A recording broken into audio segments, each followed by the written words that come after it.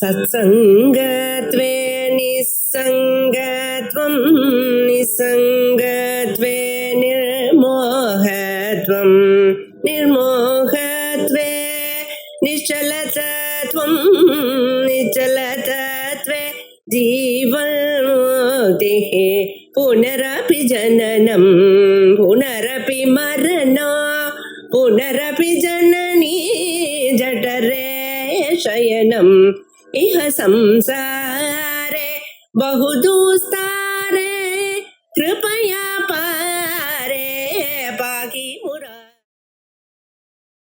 ஆனா லௌகிகமான பிரயோஜனமும் நமக்கு ஆனுஷங்கிகமாக வரணும், பை ப்ராடக்டா வரணும் அப்படின்னு அதோட சேர்த்து இந்த ஸ்லோகத்தை படிக்கிறோம். ஸ்மரம் யோனிம் லட்சுமிம் ஹிருதயமித மாதவ் தவ மனோஹோ தவ மனோஹோ, உங்களுடைய மனோவுக்கு உங்களுடைய மந்திரத்தோட சேர்ந்து ஆயம் ஹரீம் ஹிரீம், நம்ம சாதாரண மந்திரம் ஓமையும் ஹரீம் ஹிரீம் சொல்லிட்டு தானே எல்லாம் சொல்லிட்டு இருக்கேன். ரிஷத்தியை அர்ச்சனை பண்ணும் பொழுதோ தாஸ்னா ஓமையும் ஹரீம் ஹிரீம் சொல்றோம் இல்லையோ, அதான் இங்க சொல்லியிருக்கேன். இல்ல ஹ்ரீம் ஹரீம் ஹ்ரீம் அதுவும் சொல்லலாம் லோபாமுத்ரா வித்யில. இதையும் சொல்லலாம் அதையும் சொல்லலாம். அப்படி ஸ்ரீதாய ஏகே நித்ய நிரவதி மகாபோகரசிகாக, இந்த மந்திரங்களுக்கு முன்னால் ஆங்காங்கு இந்த மந்திரங்களை இந்த பீஜாட்சங்களை சேர்த்து அம்மா நித்ய நிரவதி மகாபோகரசிகாக, தங்கு தடங்களற்றதான மகாபோகங்களை அனுபவிக்கணும் எனக்கூடியதான எண்ணம் உள்ளவர்கள். இதை பார்க்கணும். அத்தனை விவகாரங்களும் உங்களுக்கு உங்க ஆத்துல இருக்கலாம், நீங்க உபயோகிக்காமல் இருக்கலாம், நீங்க அதுல பற்றுதல் இல்லாம இருக்கலாம். பெரிய பங்களா இருக்கு, நல்ல சோஃபா இருக்கு, ஏசி ரூம் இருக்கு, உங்களுக்கு ஒரு இஷ்டமும் இல்லை, அது பாட்டுக்கு இருக்கு, நீங்களும் இருக்கு, நீங்க பாட்டுக்கு உங்க நிலையில இருக்கு. அதே கெட்டு போச்சா, கவனிக்கல, போச்சா, அவசப்படல, ரமண பகவான் உட்கார்ந்து இருக்க. யாரோ ஒரு மகாத்மா வந்த அவர் கையில டைமண்ட் ரிங்கு போட்டு போயிட்டாராம். என்ன ஆத்மா இருக்காரு போகணும்னு இருக்காரு. ஒரு 10 நாள் ஆச்சு, வந்த கையில காணும். என்ன சுவாமி என்னாச்சுன்னு ரிங்கு போட்டேன்னு, யாரோ மோதிரம் போட்டா யாரோ எடுத்துட்டு போனா, அவ்வளவு. இதுவும் ஞாபகம் அதுவும் ஞாபகம். நாம அது பத்திரமா வச்சுட்டு ஒவ்வொரு கனவும் இருக்காரு பார்த்துட்டு அதுக்கு ஏதாவது இன்சூரன்ஸ் பண்ணுவாளான்னு சொல்லி எத்தனை வம்பு பண்றான் பார்த்துடா. அப்ப அதுல அது இருந்த போதிலும் அதுல ஒரு பற்றுதல் இல்லை, அது போனா கவலை இல்லை. ஆனா அவன் பார்த்தானா அடுத்த நாள் என்ன பண்ண போனது போட்டா மறுபடியும். அது மாதிரி நோக்கத்தை ஜனங்களுக்கு எல்லாமும் இருந்தாலும் அதுல பற்றுதல் இல்லாம இருக்கக்கூடியதான ஒரு நிலை, வீட்டுக்குள்ள இருந்தாலும் ஈசித்துக்குள்ளாத இருக்கக்கூடியதான நிலை உங்களை அனுபவிக்க வேண்டாம்னு யாரும் சொல்லல. ஆனா அதுல ஒரு பற்றுதலோ ஈசிக்கிறதோ கூடாது. நடுவுல வீட்டுக்குள்ளேயே ஒரு சாட்சியாக இருந்தோம், அந்த சாட்சியாக இருந்தேனால் ஒரு ப்ராப்ளம் உங்களுக்கு வராது. அப்படிப்பட்டதான நிரவதி மகாரோகரசிகா பஜந்தி த்வாம் சிந்தாமணி நிபத்த குண நிபத்த அக்ஷவலயாக, சிந்தாமணி குண நிபத்த அக்ஷவலயா. சிந்தாமணியும் ஒரு சின்ன கல், அது இருந்ததையானால் உங்களுக்கு என்னென்ன மனசுல நினைக்கிறீங்களோ எல்லாம் முன்னால வந்து நிற்கும். தாங்கள் எது வேணும்னு நினைக்கிறோட எல்லாமும் வந்து நிற்கும். 10 வருஷத்துக்கு முன்னால என் பின்னால எனக்கு என்ன ஆகிறது தெரியும், 5-6 வருஷத்துக்கு முன்னால நான் எப்படி இருந்து எங்க இருந்து தெரியும். அப்படி சின்ன சின்ன விஷயங்கள் கூட உங்களுக்கு வந்து காட்டும். அப்படி இருக்க சிந்திதமான எல்லா பொருளையும் காட்டக்கூடியதான மணிக்கு சிந்தாமணி இருக்கு. அப்படிப்பட்டதான சிந்தாமணி அது பெரிய மணியை அவர் வந்து அம்பாள் சிந்தாமணி கிரகம்னு பேர். வீட்டுக்கு செங்கலா உபயோகப்படுத்திருக்காராம், தான் காது வச்சுக்கிறதுக்காக புட்ரஸ்டா வச்சிருக்காராம் அம்பாள். சிந்தாமணி குண நிபத்தாட்சவலயா. அப்படிப்பட்டவ சிவாக்னந்த சுரபிகிருத தாராபுதிதை. அவ என்ன பண்ணிட்டு இருக்கா, சிவாக்னோ திரிகோணத்துல பிந்துஸ்தானத்துல சுவாதிஷ்டான ஆக்கிரிய கலப்பி அதுல விசேஷமாக பாசாங்குதங்களை நிறுத்தி வச்சு அக்னிக்கு 16 சம்ஸ்காரங்களும் பண்ணி நம்ம சரீரத்துக்குள்ள இருக்கக்கூடியதான அந்த அம்பாளுக்கு அக்னிக்கு இவனே ஹோமம் பண்ணிட்டு இருக்காங்க. இதுதான் தத்துவம். நம்ம சாதாரணமாக என்ன பண்ணிட்டு இருக்கோம், ஹோமம் பண்றது ஊரெல்லாம் கூட்டி 10 பேரை சேர்த்து அது பண்ணி இது பண்ணி பண்ணிட்டு இருக்கோம். தினந்தோறும் ஹோமம் நடக்கிறது என்ன, ஞானம் அக்னி ஞாதா ஹோதா. நமக்கு வரக்கூடியதான ஒவ்வொரு அறிவையும் அங்க உள்ள ஹோமம் பண்ணிட்டு இருக்கான் அம்பாள். வரக்கூடியதான எல்லா பதார்த்தமும் அம்பாளுடைய ஒரு அஜானத்தினால்தான் வந்திருக்கு, அனுகிரகத்தினால்தான் வந்திருக்கு என்று நினைத்துக் கொண்டிருக்கானே, இதுதான் ஹோமம். ஹோமம் என்று சொன்னால் நெருப்புல நெய்ய விட்டு மந்திரகமாக நெய்ய விடுறது தானே. அதே போல உள்ள ஒரு நெருப்பு எப்பொழுதும் இருந்து கொண்டிருக்க.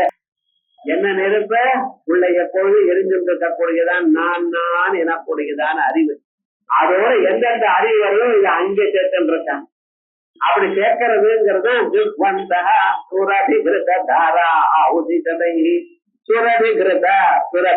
சுரபின்னா காமதேனுடைய, அந்த காமதேனுடைய அந்த தேவலோகத்துல இருக்கக்கூடியதான பசுமாடு இருக்க பட்சல அது எல்லோருக்கும் எல்லா யஜ்யத்துக்கும் பாலை கொடுத்துட்டு இருக்கிறது. வசிட்ட ஒரு நாள் இதை விட்டு இருக்க. இந்த காமதேனு என்ன பண்ணிட்டு சுரபி மாட்டா எப்ப யாருக்கு எது வேணும்னாலும் கொடுக்கும். விஸ்வாமித்திரர் ஒரு நாள் அங்கே போறார். விஸ்வாமித்திரர் ராஜாவா இருந்தார். 10,000 சைன்யங்களோட போனார். ஏதோ போனார். போற வழியில இந்த ஆசிரமத்தை கண்ட இவர் தான் பண்ணார், எல்லாரையும் நிக்க விட்டு கொஞ்சம் பரிகாரமோட உள்ள போய் வச்சவே நமஸ்காரம் பண்ணணும். இல்லாம பிறகு நான் உங்களை பார்க்க வந்தேன்னா ஆசீர்வாதம் பண்ணினார், போயிட்டு வரேன், இருந்து சாப்பிட்டு போங்க. இவர் சொன்னார், யாரு சாப்பிடுறது உங்களால சமைச்சு போட முடியுமா? நீங்க ஆசிரமத்துல என்ன வசதிகள் இருக்கு, அதனால அதெல்லாம் ஒண்ணும் வேண்டாம்.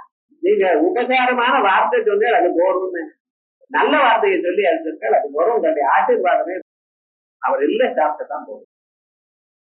ஏன்னா ஆத்துக்கு வந்தா கிரகஸ்த தர்மம் என்ன, சாப்பாடு போட்டு அனுப்பணும். அது அந்த வேலைக்கு வந்திருக்காருன்னு 11 மணிக்கு வந்திருக்காரு காரணம், இருந்து சாப்பிட்டுதான் போகணும். முதல்ல வேண்டாம்னு சொல்லி பார்த்தார், கேட்கல. மறுபடியும் கேட்கிறார், மறுபடியும் கேட்கல. அப்போ ஒண்ணு சொன்னார், நான் ஒண்டியா வரல சுவாமி, எனக்கு பின்னால 10,000 பேர் இருக்கா, யானை குதிரை ஒட்டா எல்லாம் வெளியில் நிக்கிறது, ஆகாரம் எத்தனை பேருக்கு நான் போட முடியுமா? அவ்வளவுதானே போடுறேன். எவ்வளவு நேரம் ஆக சமைக்கிறதுன்னு, அதெல்லாம் உனக்கு எதுக்கு, மாற்றே மனித பாருங்க. இவருக்கோ ஆச்சரியம். சரிங்க, அத்தியானம் மட்டும் ஒருத்தர் இருக்காரு, எல்லாரையும் உட்காந்து வரிசையா உட்கார்ந்தா அத்தனை பேருக்கும் அவன் என்னென்ன வேணும்னு நினைக்கிறாளோ அது கிடைச்சிருக்கு. உங்க இலையில விழுந்தது வேற, என் இலையில விழுந்தது வேற, ஒரே பாத்திரம் தான் போடுறோம். இது என்ன பேர் இப்படி வந்திருக்கு, அநியாயமா இருக்கேன்னு. அவளுக்கு எது பிடிக்குமோ அது விழுது. உங்களுக்கு கீரவட்டையில் விழுது, எனக்கு முருங்கைக்காய் சாம்பார் விழுது. என்னடா பிராரம்பம்? அவா மனசுல என்ன நினைச்சுன்ற காலம் அது. அது என்ன, அந்த காமத்தில். அப்படி லோகத்துல அத்தனை பேருக்கு என்ன இருக்கோ அத்தனை பேருக்கும் அத்தனையும் கிடைச்சு. பிறகு விஸ்வாமித்திரருக்கு ஆச்சரியம், எப்படி பண்ணிட்டீங்க? நாங்க வரேன்னு உங்களுக்கு முன்னாடி ஏதாவது தெரியுமா? இத்தனை பேர் வருவான்னு தெரியுமா உங்களுக்கு? எனக்கு என்ன தெரியும், நீங்க வந்த பிறகு இத்தனை பேருக்கும் போட்டேல அப்படின்னார். ஆமா, உங்க கேது சக்தி எப்படி பண்ண? பின்னால போய் பாருங்க. பின்னால போய் பார்த்தா அங்க ஒரு பசுமாடு விட்டார். அந்த பசுமாடு கிட்ட இருந்து கேட்டா போய் பிரார்த்தனை பண்ணியாச்சு, அது வரைக்கும் அனுப்பிச்சுட்டே இருக்கு. அது என்ன அங்கங்க பாத்திரம் விழுறது, இப்படி வரட்டே இருக்கா சிஷியாடலாம். இந்த இதுவரைக்கும் தோணின விஸ்வாமித்திரனுக்கு ஒரு சின்ன எண்ணம் தோணும், இது போல இருக்கக்கூடியதான ஒரு அபூர்வமான ஒரு விஷயம் வேற எங்கேயும் யாருக்கும் இது கிடைக்காததான விஷயம். இது அரசாங்கத்துல இருக்குமே, ஆனால் எல்லோருக்கும் உபயோகப்படும். இப்ப வசிஷ்டருக்கு மட்டும்தானே உபயோகப்படுறது, அவராத்துக்கு வந்த வாழ்க்கை தானே சொல்றோம். அரசாங்கத்துல இருக்குமே, ஏன்னா லோகத்துல இருக்கிற எல்லா ஜனங்களுக்கும் கொடுக்கலாமோ இல்லையா? ஆகையால் நாம எடுத்துட்டு போனா தேவையில்லையேன்னு அவரை கேட்டார். அவர் என்ன கேட்டாலும் தெரியுமா, நான் இந்த பசுமாட்டை எனக்கு கொடுத்துருங்க, இது போல 1000 மாடு உங்களுக்கு கொடுக்கும். உங்களுக்கு இந்த மாடு எதுக்கு உபயோகப்படுறது, நீங்க எதாவது பண்றடா, டெய்லி அதை நீங்க வாங்க சாப்பிடுறது இல்லை. என்ன பின்னா சமையல் நடக்கிறது அவருக்கு பயம் பார்ப்போம். கல்யாணத்துக்கு வந்திருக்காரு, மடி சமையல் பிராரம்பம்.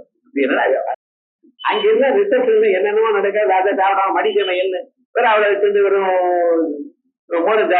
என்னையா இப்படி வந்து அது அப்படி அவர் இருந்தபடி அது வந்து நான் நடந்துட்டு இருக்கேன். இது அரசாங்கத்துல இருக்கமே, ஏன்னா எல்லோருக்கும் உபயோகப்படுமோ இல்லையா? அது மட்டும் இல்ல, யாராரு எதை கேட்டாலும் எல்லாம் கிடைக்குமோ இல்லையா? அப்ப தேசத்துல க்ஷாமமே இருக்காது.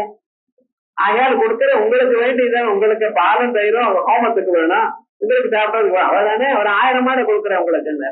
அவர் சொன்னார், நான் இந்த மாடை வான்னு கூப்பிட்டேன், தானா வந்திருக்கு. ஏன்னா யாகம் பண்ணணும்னு சங்கல் பண்ணினேன், யாகத்துக்கு உதவணும்னு வந்திருக்கு. யாகத்துல எல்லாருக்கும் தட்சிணை உண்டு, வந்து வழக்கெல்லாம் ஆகாரம் உண்டு, சாயம் பண்ணணும்னு வந்திருக்கு. அதை நான் வேண்டான்னு சொல்லல. நான் உனக்கு கொடுக்கறதுக்கு எனக்கு அதிகாரம் இல்லை. என்னுடைய ஓன் ப்ராப்பர்ட்டியா தான் இன்னொரு கொடுக்கலாம். அதுக்கு ஓனர்ஷிப் ரைட்டே ஒண்ணும் இல்லையே, நான் எப்படி உங்களுக்கு கொடுக்கறது? அதுவும் முடியாது. அதனால விட்டுருங்க, விடல அவர். ஏன்னா அவருக்கு இத கண்ணால பாத்துட்டார் சார், விட முடியல. அப்புறம் என்ன பண்ணினா, இங்க கொடுக்காத நான் பலாத்காரமா எழுதுன்னு போயிடுவேன். ராஜாவா இல்லையா, அகங்காரமாச்ச, ட்ரை பண்ணி பாருங்க. நான் ஒண்ணும் சொல்லல, ஏன்னா நான் வானும் கூப்பிடல, அது நீங்க எழுதுன பண்ண போன கூப்பிடல அப்படி இருந்தேன்.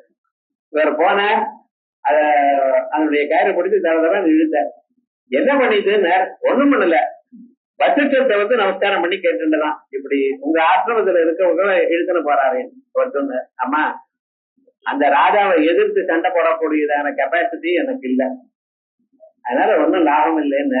என்ன பண்ணினா தெரியுமா, நான் எந்த பசுமாட ஆகாரத்தை கொடுத்தாலும் அந்த பசுமாட மூக்குல இருந்து ஆயிரக்கணக்கான சைன்யங்கள் வந்தது. அத்தனை விஸ்வாமித்திரனுடைய சைன்யத்தையும் விரட்டி எடுத்து கோபம் வந்துருச்சு. விஸ்வாமித்திரன் நேரா போய் தபஸ் பண்ணிவிட்டார். தபஸ் பண்ணி எல்லா அஸ்திரங்களும் இருக்கு மறுபடியும் சண்டைக்கு வந்தாருன்னா வசிட்டரோட. அப்பவும் வசிட்டு என்ன பண்ற தெரியுமா, நான் தனக்கு முன்னால் ஒரு யஜ்ய தண்டம் இருக்கு, ஊன்கோல் கை ஊன்றதுக்காக அந்த தண்டத்தை முன்னால் நிறுத்திட்டு காயத்ரி மந்திரத்தை ஜபம் பண்ணிட்டு இருக்காராம்.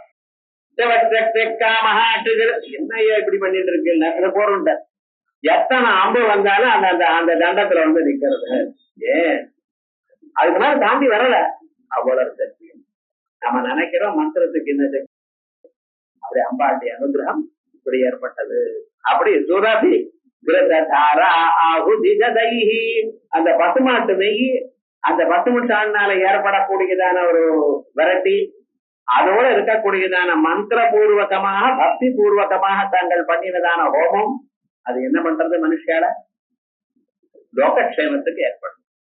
நீங்க நினைத்ததான ஒரு மட்டும் இல்லாம லோகக்ஷேமத்துக்கும் ஆனந்தமான ஒரு நிலைக்கும் உங்களுக்கு கொடுக்கிறது. ஆகையால் இப்படிப்பட்டதான ஒரு ஸ்வரூபம் நாம் சர்வதா சர்வகாலமும் தியானம் பண்ணணும் என்பதற்காக இந்த மந்திரத்துல சௌபாகிய வித்யை எனக்கூடியதான அம்பாளுடைய ஸ்வரூபமும் நமக்கு இதை சொல்லி இருக்கு. இதான் பார்க்கும் திசைதாரம் பாசாங்குதமும் பனிச்சிறை மண்டு ஆர்க்கும் புதர்மலர் ஐந்தும் கரும்பும் என் அல்லும் எல்லாம் தீர்க்கும் திருமுறையாள் திருமேனியும். இங்க சொல்லக்கூடியதான திரிபுர சுந்தரியுடைய திருமேனியும் சிற்றடையும் வார் குங்குமலையும் முளைமேல் முத்து மாலையுமே அப்படின்னு அம்பாளுடைய ஸ்வரூபம்.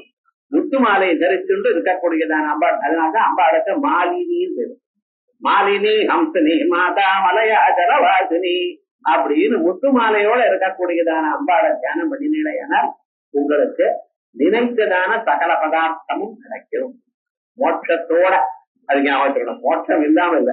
ஸ்ரீசுந்தரி தேவனத பராணாம் போகத்த மோட்சத்த கரேவ அப்படி சாதாரணமாக மற்ற எது போட்டாலும் முத்து மாலையை போட்டுக்கிறதுல ஜன்மாந்தரத்துல பாக்கியம் இருக்காங்க. அதனால முத்து உடம்புல இருக்கிறது ரொம்ப நல்லது. உடம்புலயே இருந்ததுன்னு வச்சுங்களேன், நல்ல முத்தா வாங்கினேன் உடம்புலயே போட்டு இருக்கேன், ஒரு 6 மாசம் ஆன பார்த்தேன்னா முத்து எல்லாம் கரைஞ்சி போயிடும். சரி, குண்டு முத்த போட்டது ஆயுது கரைஞ்சி போயிடுது வேணும். இந்த சரீரத்தில் இருக்கக்கூடியதான எல்லா மலங்களையும் நீக்கும், மனசுல இருக்கக்கூடியதான மலத்தையும். அதனால முத்துவானது ரொம்ப விசேஷம்.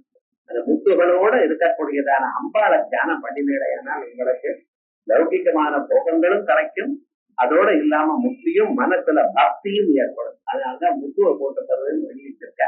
அந்த பக்தியோட இருக்கக்கூடியதான சௌபாகியமும் ஏற்படும்ங்கிறதுனால இந்த மந்திரத்துக்கு சௌபாகிய வித்யான்னு பேர்.